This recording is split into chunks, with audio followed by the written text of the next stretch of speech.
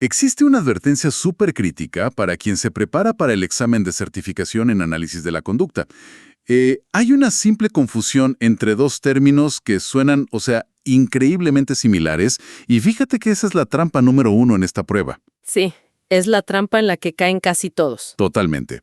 Y quien no sabe distinguir entre investigar la conducta de manera aplicada y practicar la terapia clínica en el día a día, pues lamentablemente está destinado a fallar. O sea, si no se entienden estas bases fundamentales, todo el edificio clínico se tambalea por completo. Claro.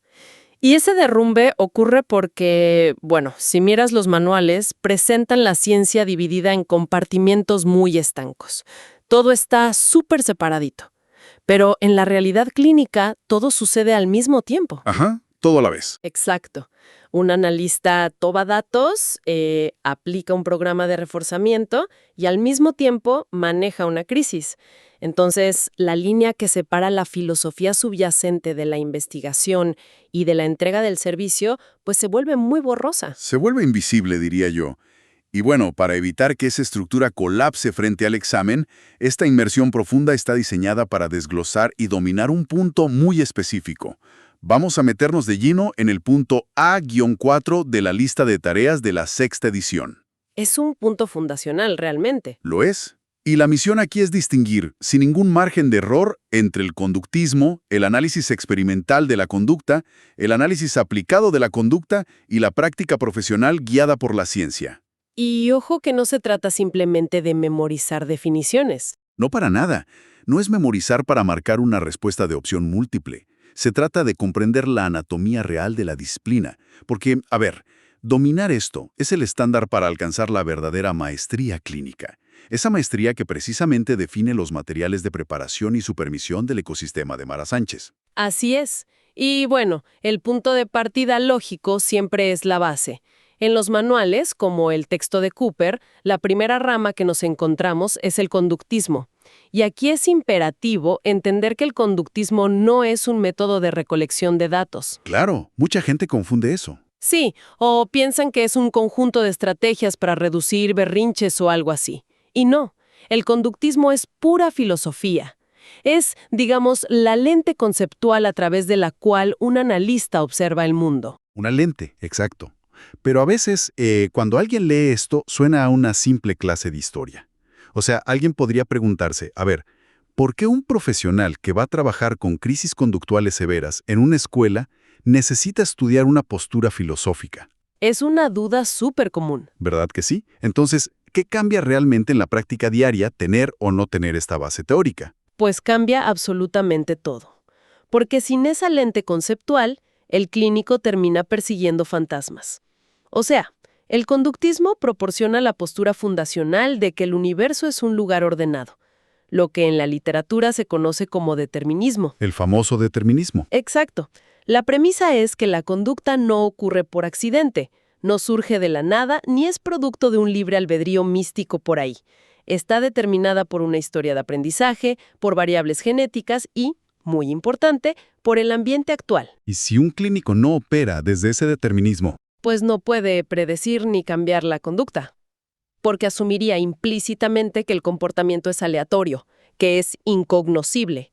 Y si es aleatorio, ¿cómo lo intervienes? claro, es imposible. O sea, si crees que el berrinche pasa porque sí, pues no hay nada que hacer. Ahora, fíjate que el texto de Cooper hace distinciones muy finas aquí, que suelen generar bastante confusión, especialmente cuando separa el conductismo metodológico del conductismo radical de Skinner. Sí, esa es otra gran trampa. Si ambos creen en este determinismo empírico, a ver, ¿dónde está exactamente la ruptura ahí?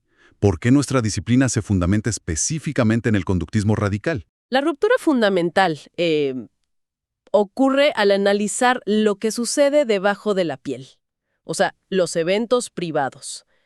La psicología tradicional, e incluso el conductismo metodológico, tendían a excluir los eventos internos del análisis científico riguroso. ¿Por qué no se ven? Exactamente, porque no podían ser observados por una segunda persona. Pero Skinner, mediante el conductismo radical, pues cambió el paradigma por completo.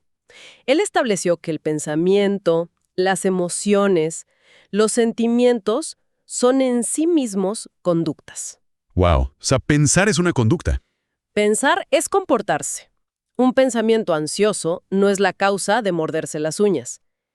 Ambos, el pensamiento y el acto físico de morderse las uñas, son conductas evocadas por el ambiente y están sujetas a las mismas leyes.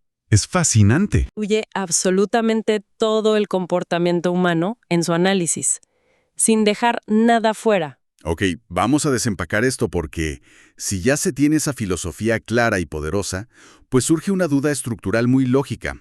O sea, ¿por qué la ciencia necesitó aislar organismos en cajas de Skinner? Ah, el famoso laboratorio. Exacto. ¿Por qué no ir directamente a las escuelas o a las casas a modificar conductas utilizando este determinismo del que hablamos? Y esto nos lleva a la segunda rama, ¿no? El análisis experimental de la conducta, que vemos abreviado como EAB por sus siglas en inglés. ¿Cuál es la necesidad real de este dominio? Bueno, la respuesta corta es que el mundo real es excesivamente ruidoso. Una escuela o un hogar están llenos de variables incontrolables. Piensa en el clima, lo que la persona desayunó, si durmió bien, la presencia de otros individuos, ruidos de fondo. Es un caos constante. Es un caos. Entonces, para descubrir cómo funciona verdaderamente el aprendizaje a nivel básico, la ciencia necesitaba un entorno donde todas esas variables externas pudieran ser eliminadas por completo. Claro. Y ese es el análisis experimental de la conducta. Es el laboratorio. Es el dominio enfocado puramente en la investigación empírica de los principios básicos. Aquí es donde se estudian ratas, palomas y sí, también humanos, pero bajo un control experimental absoluto. Sin ruido. Cero ruido. El objetivo exclusivo del EAB es descubrir relaciones funcionales fundamentales. Por ejemplo, ¿cuál es el efecto de diferentes programas de reforzamiento sobre la tasa de respuesta? A ver, propongo una analogía para visualizar esto un poco mejor.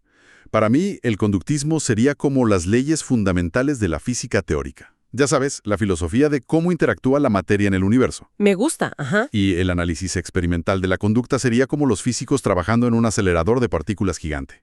Esos científicos chocan protones a la velocidad de la luz y documentan el impacto milimétrico. Exacto, pero no lo hacen para construir algo comercial. Exactamente, no están haciendo eso para construir un mejor motor de automóvil hoy mismo. O sea, su objetivo no es resolver el problema del tráfico en la ciudad. Simplemente quieren entender cómo funciona la termodinámica a nivel molecular. Esa comparación captura la esencia perfecta del dominio, porque en el EAB no existe la necesidad de que el descubrimiento tenga una utilidad social inmediata. Ese es el punto clave. Sí, el investigador que está documentando cuántos picoteos emite una paloma bajo un programa de intervalo variable, no está intentando mejorar la calidad de vida del animal. No está haciendo terapia para la paloma. Para nada. Está aislando el principio de la resistencia a la extinción.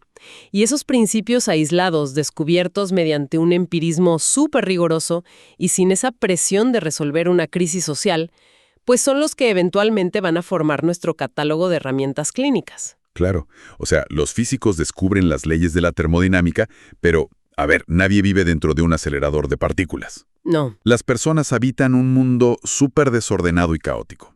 Entonces, ¿cómo se traslada ese conocimiento desde una caja insonorizada, en un laboratorio, hasta la sala de estar de una familia que está en crisis? Ese es el gran salto. Exacto. Ese puente lógico es la tercera rama de la ciencia, el análisis aplicado de la conducta, o ABA.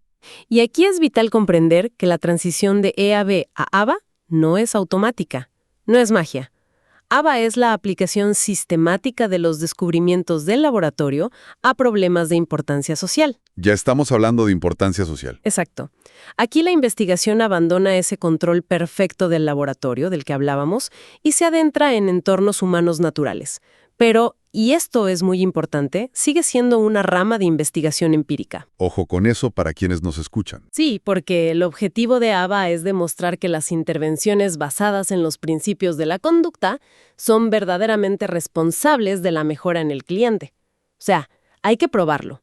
Para que algo sea considerado genuinamente análisis aplicado de la conducta, pues debe cumplir con las 7 dimensiones definidas clásicamente por Baer, Wolf y Risley, allá por 1968. Las famosas 7 dimensiones, que la literatura las nombra, ¿no? Aplicada, conductual, analítica, tecnológica, conceptualmente sistemática, efectiva y con generalidad. Esas meras. Pero, a ver, Leer esa lista de corrido suena a recitación del libro de texto, y la memoria tiende a descartar las listas larguísimas. Así que tomemos la dimensión tecnológica como ejemplo para aterrizarlo. ¿Qué significa exactamente que una investigación sea tecnológica en este terreno aplicado? Significa que el procedimiento está descrito con un nivel de detalle, claridad y precisión técnica tan alto que cualquier otro profesional capacitado podría tomar el documento, leerlo y replicar la intervención exactamente igual. Como una receta de cocina perfecta. Exacto, y obteniendo los mismos resultados. Si un artículo científico simplemente dice «se utilizó reforzamiento positivo», pues eso no es tecnológico. Es súper vago. Demasiado vago. Ahora, si detalla que se entregó una ficha de plástico verde contingente a cada respuesta vocal independiente en menos de 2 segundos. Eso sí es tecnológico. Y ABA exige este nivel de rigor porque, repito, sigue siendo una ciencia que busca descubrir relaciones funcionales y publicarlas. Claro, para que la comunidad científica pueda replicarlas.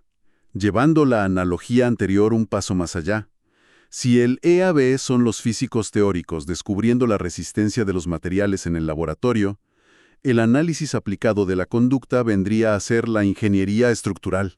Me encanta esa evolución de la analogía. Sí, o sea, el ingeniero toma las fórmulas de la física y diseña los planos para un puente que sea resistente a terremotos. Pone a prueba el diseño, controla las variables y documenta cómo el puente soporta el viento y la carga. Su objetivo es aportar ese conocimiento, ese diseño ya probado, a la disciplina de la ingeniería civil para que toda la sociedad se beneficie. Y la estructura se mantiene firme bajo ese modelo. El ingeniero aplicado aporta a la literatura. Quizá descubre una nueva forma de unir el acero que resulta socialmente significativa porque salva vidas.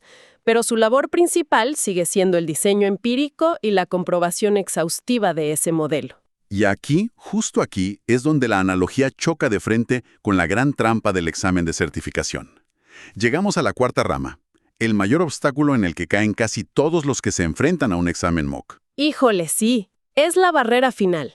La diferencia entre hacer investigación aplicada y hacer el trabajo clínico diario, lo que conocemos como la práctica profesional guiada por la ciencia. Para desglosar esto bien, vamos a analizar un escenario extraído directamente de los documentos de origen, específicamente de la pregunta 12 de los exámenes de práctica. Hay que imaginar este escenario clínico con mucha atención. Sí, porque este es el punto de quiebre donde se revela si alguien realmente entiende la arquitectura de la ciencia. Fíjate en el caso. Describe a Beth. Ella es una analista de conducta recién certificada que trabaja en una agencia ofreciendo servicios en el hogar. Tiene una carga laboral de 8 clientes y brinda aproximadamente 15 horas de servicio a la semana. En su práctica, ella utiliza evaluaciones estandarizadas, toma datos continuos de manera muy rigurosa y emplea procedimientos basados en la evidencia para trabajar en las necesidades inmediatas de sus clientes. Todo muy estándar, operando bajo un modelo de científico profesional. Exacto. Pero cuando la pregunta del examen cuestiona qué tipo de trabajo hace Beth, las opciones de respuesta más tentadoras para el estudiante son análisis aplicado de la conducta y práctica profesional guiada por el análisis de la conducta. Y quien lee ese escenario tiende a saltar inmediatamente sobre análisis aplicado de la conducta. Inmediatamente. Sí, porque la mente reconoce estas palabras desencadenantes, ¿no? Tomar datos, evaluaciones, basado en evidencia. Automáticamente asumen que eso define a la disciplina pura de ABA. Y hay un choque conceptual súper evidente aquí, porque cualquier analista que se enfrenta a esta pregunta se detendría a pensar. A ver, un momento. Beth realiza líneas bases funcionales, implementa una intervención súper estructurada, registra los cambios en la tasa de la conducta semana tras semana, revisa la gráfica y ajusta el tratamiento. Eso es un diseño experimental de caso único en acción. Pareciera que sí. O sea, ella está evaluando variables en su entorno clínico. Si parece investigación y actúa como investigación, ¿por qué los estándares insisten en que su labor diaria no se clasifica como análisis aplicado de la conducta? Es una excelente observación. La confusión nace de igualar la recopilación de datos con la producción científica. Y la distinción radica fundamentalmente en el propósito principal del trabajo. El propósito. Sí. Beth está solucionando problemas locales y específicos para 8 familias muy particulares. Su objetivo final no es descubrir un principio nuevo. Tampoco está intentando aislar una variable independiente con el rigor brutal que se necesita para publicar un artículo en una revista científica. Claro, no está buscando demostrar una nueva relación funcional inédita para el mundo. Exactamente. Beth está entregando un servicio. Esa es la clave. O sea, regresando a nuestra analogía de la construcción, si el investigador de ABA es el ingeniero que diseña los planos del puente resistente a sismos, Beth es la gerente de obra. Ándale. Esa es. Ella es excepcionalmente competente en su labor. Toma mediciones topográficas, utiliza niveles láser de alta precisión y construye el puente siguiendo estrictamente los planos que la ciencia ya dictó. Pero no está inventando las leyes de la ingeniería estructural ahí mismo en el sitio de construcción. Ni está publicando un artículo sobre cómo mezclar cemento de forma innovadora. Exacto. Está construyendo el puente para que esa ciudad en particular pueda cruzar el río hoy. Es una clarificación vital para quien vaya a tomar el examen. Beth toma la ciencia que otros ya descubrieron, la ciencia que ya demostró ser efectiva en la literatura de ABA, y la aplica bajo un modelo ético y sistemático para ayudar al cliente que tiene enfrente. O sea, aplica la ciencia pero no hace ciencia pura en ese momento. Exacto. Ambos, el investigador y el clínico profesional, toman datos. Ambos son muy analíticos. Pero el rigor experimental y el destino final de la información son distintos. La investigación en ABA descubre y demuestra de manera generalizable para todos. La práctica profesional ejecuta y sirve basada en esas demostraciones previas. Por eso se clasifica el trabajo de Beth como práctica guiada por la ciencia. Su meta es la mejora individual del cliente. Entender el caso de Beth obliga a reevaluar cómo se perciben las responsabilidades en todos los entornos de intervención, ya sean clínicas privadas, escuelas públicas u hogares, porque hay un error conceptual súper generalizado flotando en la comunidad profesional. Demasiado generalizado, diría yo. Muchos asumen que si están usando un cronómetro y un contador de frecuencias, mágicamente están haciendo ciencia pura. Y ese es un error fatal. Creer que cualquier toma de datos equivale a la rama estricta de análisis aplicado de la conducta erosiona la integridad de la práctica. A ver, tomar datos precisos sobre la duración de una rabieta o la frecuencia de mandos es indispensable. Un clínico no puede operar sin medir. Obviamente, estaríamos adivinando. Exacto, pero la práctica profesional se guía por la ciencia con un objetivo de entrega de servicio. No persigue los niveles de control experimental que exige una publicación revisada por pares. Y entender esta diferencia no minimiza el rol del clínico. Al contrario, aclara sus verdaderas responsabilidades. Le da su lugar exacto. Y esto nos conecta con una de las ramificaciones más importantes y estrictas del campo, la ética profesional y los límites de competencia. Absolutamente. Comprender que la práctica profesional es el eslabón final de esta gran cadena científica es lo que realmente protege al cliente. El Código de Ética exige que los profesionales utilicen intervenciones conceptualmente consistentes y basadas en la evidencia.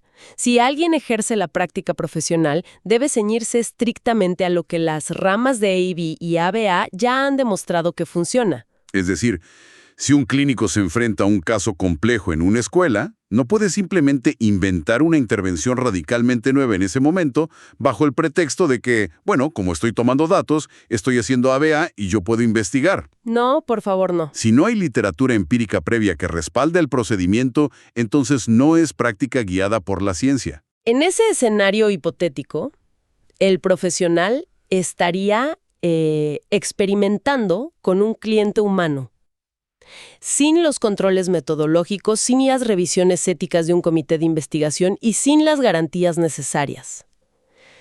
La práctica profesional requiere humildad conceptual.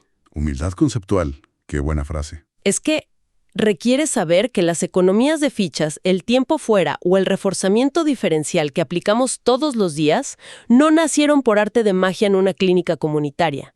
Nacieron en el control aséptico del EAB y fueron refinados metódicamente en los estudios aplicados de ABA, muchísimo antes de convertirse en herramientas de uso cotidiano. Y es una desconexión profundamente peligrosa cuando esto se ignora.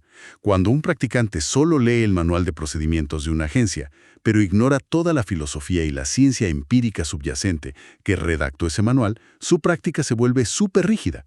Si el plan falla, ese clínico no sabrá cómo ajustar la brújula. Porque le falta la base. Exacto. Al no poseer la filosofía del conductismo radical, podría retroceder a explicaciones mentalistas, culpando al diagnóstico o a la supuesta falta de motivación interna del cliente. Y esa rigidez es exactamente lo que la primera sección de la prueba de certificación busca erradicar. O sea, la inclusión del punto A-4 no es un ejercicio académico de memorización histórica, para nada. Es posicionamiento profesional puro. Es saber quién eres en el campo. Así es, exige que el futuro certificado comprenda su lugar en la arquitectura del conocimiento. Quien sabe que el conductismo proporciona la filosofía del universo ordenado, que el ABA aísla los principios, que el ABA descubre cómo aplicarlos socialmente y que la práctica profesional los personaliza y entrega al cliente final, esa persona sabe exactamente dónde está parada éticamente. Consolidemos entonces toda esta arquitectura para asegurar una retención definitiva para quienes nos escuchen. Al tomar un caso clínico nuevo, la convicción interna de que las acciones de esa persona están dictadas por una historia medible de aprendizaje y contingencias actuales en lugar de explicaciones mentalistas. Esa lente es el conductismo. Esa es la postura filosófica inicial. Indiscutible. Luego el conocimiento de los principios, como entender matemáticamente cómo un programa de reforzamiento intermitente crea resistencia a la extinción. Principios extraídos de décadas de estudiar organismos en laboratorios cerrados. Eso representa el análisis experimental de la conducta. Es la ciencia básica pura. Acto seguido, la búsqueda de literatura revisada por pares, donde los investigadores usaron diseños rigurosos para demostrar empíricamente que, no sé, una versión específica de comunicación funcional reduce agresiones severas. Ese cuerpo de investigación es el análisis aplicado de la conducta. Es la investigación aplicada para resolver problemas sociales.